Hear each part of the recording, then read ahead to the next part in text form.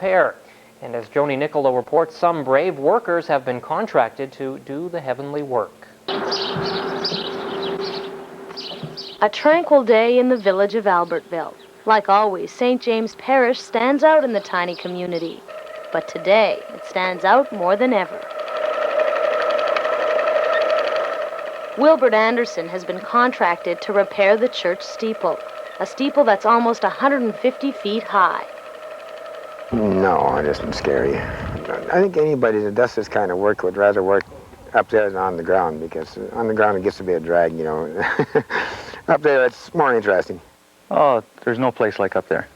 Yeah, you see everything. It's fantastic. This, you just press your lever to go up and press your lever to come down, and it's pretty easy. See you later.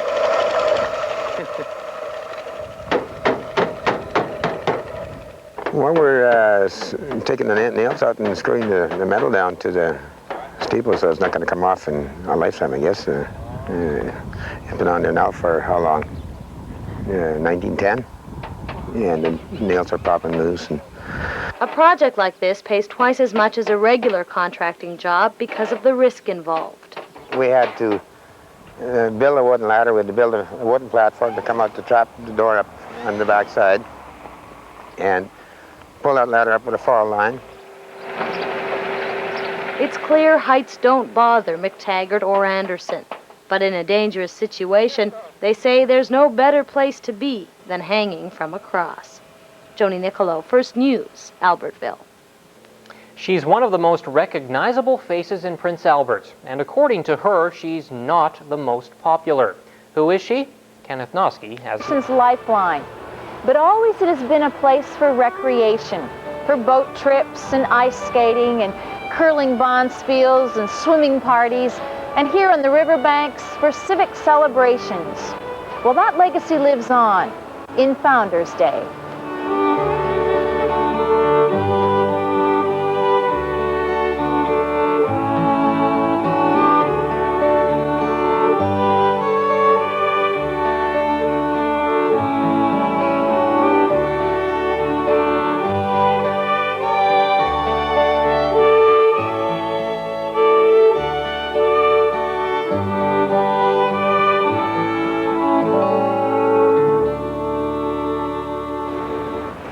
In the next half hour, we're going to bring you highlights of Founders Day 1993 with hints of the past. Think of all the games that have been played on these riverbanks, all the picnics, all the contests, all the music.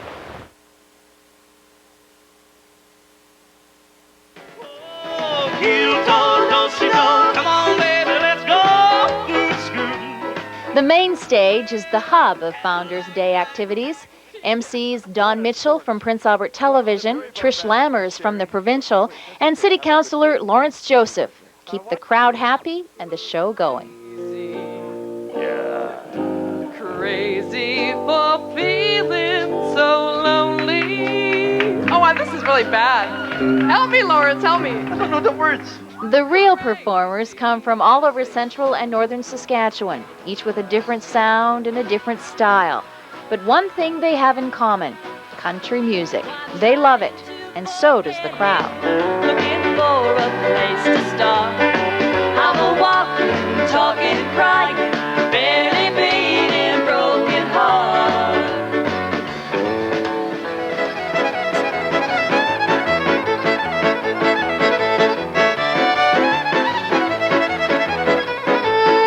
I never know how much it hurts. I guess it could be worse. I'm barely crying. Way down below, there's 500,000 people. Somewhere there's a church with a big tall steeple. Inside the church, oh, there's an altar filled with flowers. Wedding bells are ringing, they should have been ours. That's why I'm so lonely, my dreams are gone above. High on a mountain of love. High on a mountain of love.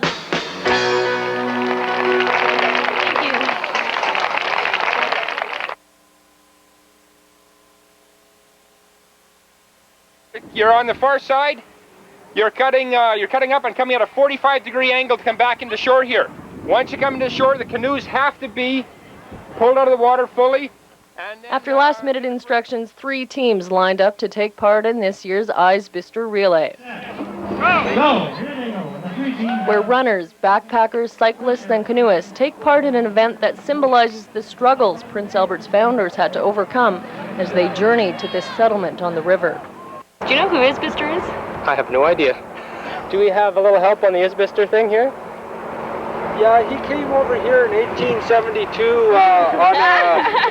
on a freighter here, and he fell in the river and went over to the National Hotel, and he's been famous ever since. Well, not quite, but he's got the right idea. James Eisbister was the first farmer in the area, one of the founders of the Prince Albert community. The first leg of the relay that commemorates his name is a sprint to heavily laden backpacks and then a drudge to hand off to the long-distance runners. The whole race would be grueling for just one person, and it's tough even as a team event. It's great. I wish more people would enter so we could have more teams. Yeah. It'd be great if we had, 10 or 15 teams. That view is shared by the event organizer. We're trying to make it as diversified as possible so that you can get somebody who has a really good canoeist can level out and make the teams more even if somebody else has a really good backpacker or a really good cyclist. And that way we were trying to hope that some of the other people weren't intimidated, but it didn't work that way, and so now I think we're going to have to go abroad to get to more quality or more people to participate into it. Going abroad to get more participants sounds a lot like how Prince Albert was founded. Settlers coming to the area very likely had to carry their belongings on their backs or in boats, and they probably didn't get a lot of encouragement. Here comes Bill! Go! Okay. But cheering each other on is part of the fun of the Eisbister Relay. Many of the participants are regulars to the event. This is our fourth year? Third or fourth. Third or fourth, yeah. We've been going at it for a while. They all kind of run together after a while. A friendly rivalry has arisen between the two regular teams, Diggers Roadhouse and Fresh Air Experience. We really like the competition, but we feel that maybe Fresh Air sabotaged our bike. Yeah. We heard that there were lead BBs or water in the frame, so. But all in all, it was a good competition. Yeah, it was pretty good competition. Fresh Air had a tough team as usual, and we had a good team. We had a good race. We worked hard. The new team this year, the PA Residential School, also worked hard and put in a good showing. The organizers were glad to have them out. And I think that we had a really good competition. It would be nice to have a few more teams to give some of these guys a run for their money, but we seem to find that they get a little bit intimidated by the quality of the guys who do enter. But it looks like the regulars will be here again next year. Oh, we'll be back. We'll be back. Bigger, better, and stronger.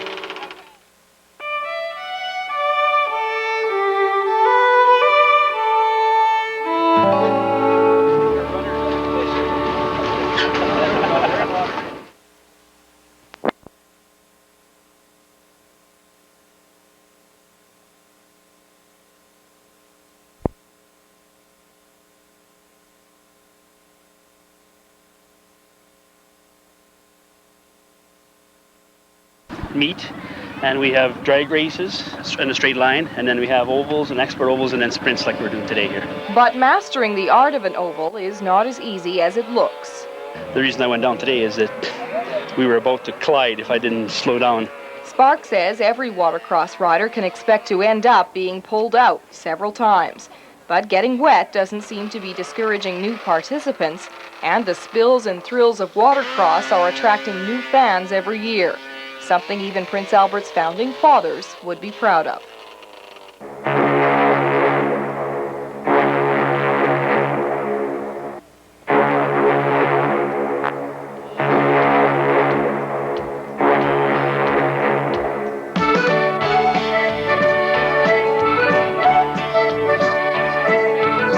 Years ago, the North Saskatchewan River served mainly as a transportation route.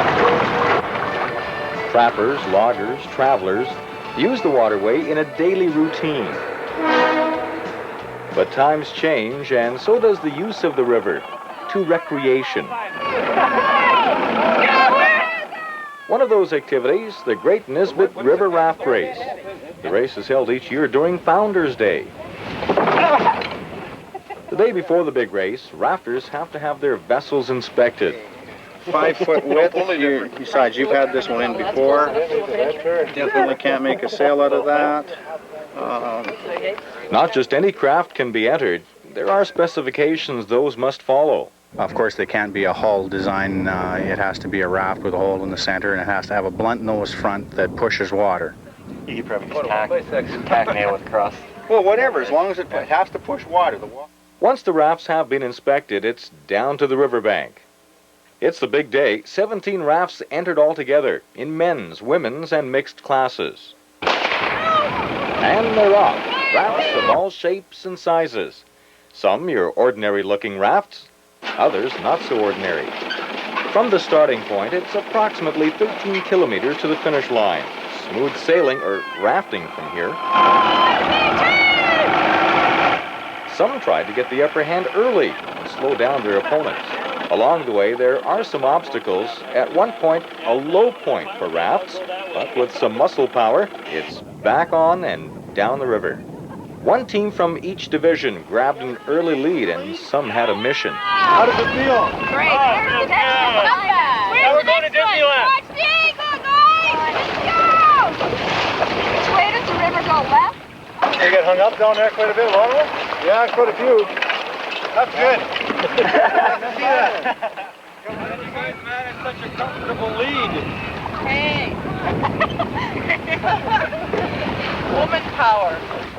In the end, those that got the early lead hung on to cross the finish line first. The Canadian Tire team in the men's category made their way in before the others. Spruce Tire and Automotive, all women, defended their title like the Chicago Bulls, a three-peat. The mixed team in first place, Weyerhaeuser.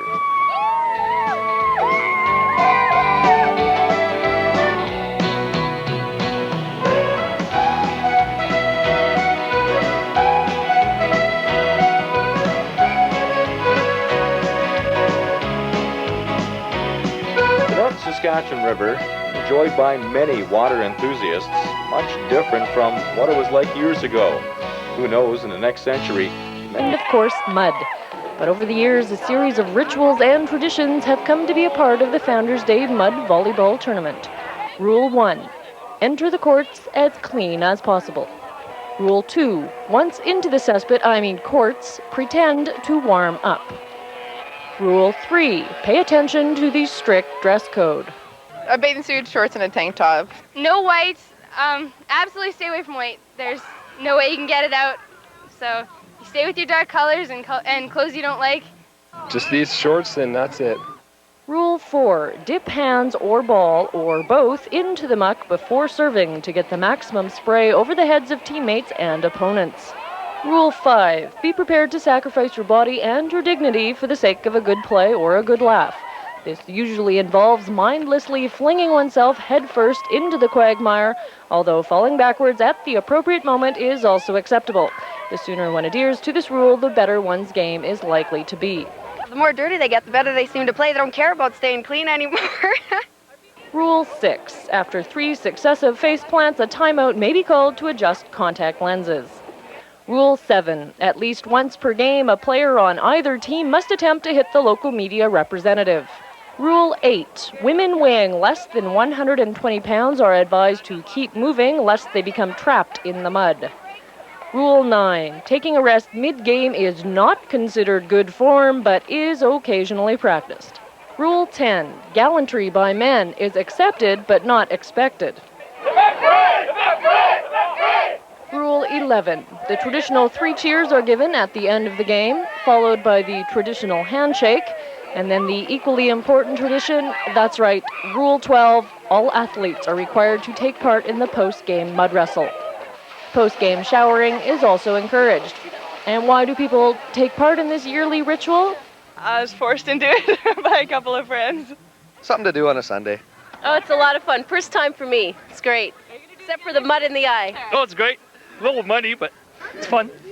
Although mud volleyball is fraught with tradition and ceremony, those involved are obviously committed to their chosen sport.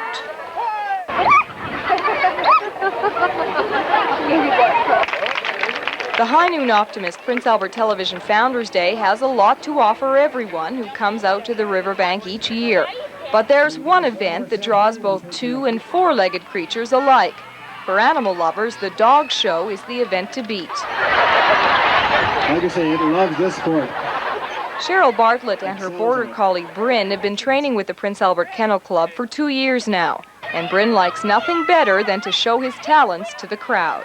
The way that Bryn is trained right now, he's quite advanced on his training. You saw the little Springer go through earlier, and he's only had a few weeks training on it, so it doesn't take long for the dogs to pick up on what to do on it. To Bryn, showing off his training is more like playtime, and it doesn't take long for him to pick up the scent of a good competition. This dog is very quick with this. This is a comedy band, so this dog is good.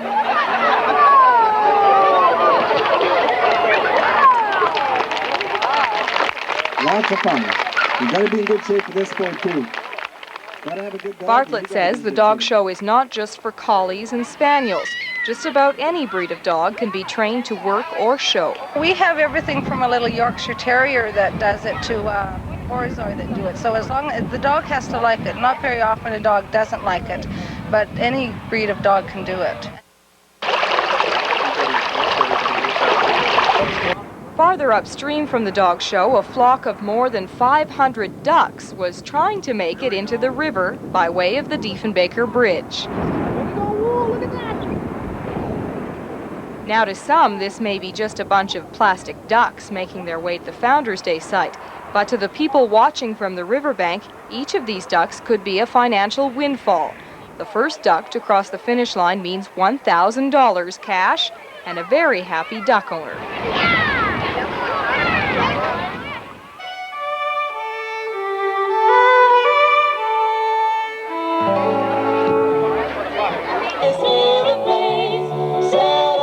The action on the main stage never stops. It starts in the morning with a church service, a reminder of Prince Albert's roots as an early mission outpost.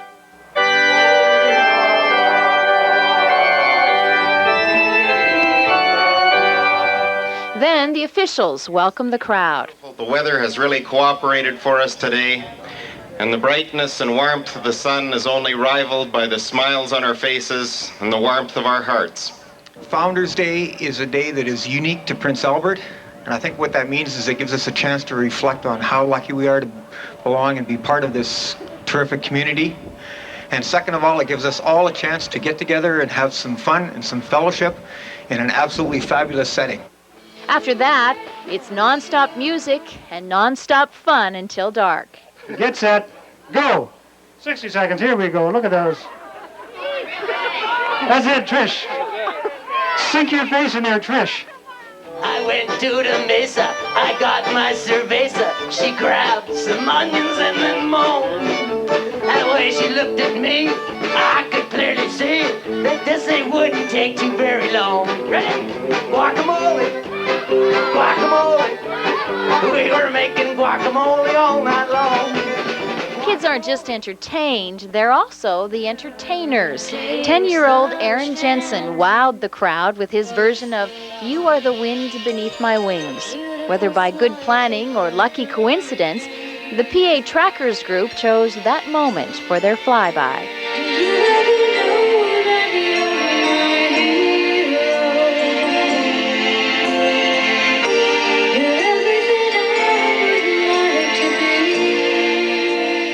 Appropriate song for a day that celebrates founders of a community and a lifestyle our children enjoy today.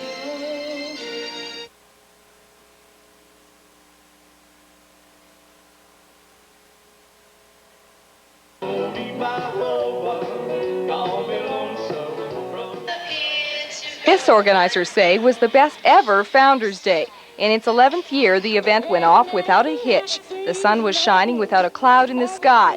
Events went on schedule, keeping the spectators entertained, and according to the Founders Day Committee, that keeps people coming back year after year. I don't think anything else compares with this for a city event, a city this size. The thing that's nice about this is it's all volunteer. And people appreciate that, they respect it, they come out and they really enjoy themselves. In fact, estimates show more people came out to enjoy a day in the sun on the riverbank this year than last. Actually, we're about 1,100 people over last year already, so we can be extremely happy with what the city of Prince Albert's done. But the day is never complete without a grand finale. Across the river from the Founders Day site, Bruce Anderson is putting the finishing touches on his fireworks show. We're not rock and roll stars, and this is our only way that we can really put on a show and get 15,000 people clapping and cheering and happy. By 10 o'clock, most of those people were searching the sky for explosions and lights. We found that they really like the noise. Everybody likes the noise. We've thrown in a bunch of different sound shells that just will make a heck of a noise throughout the river valley tonight.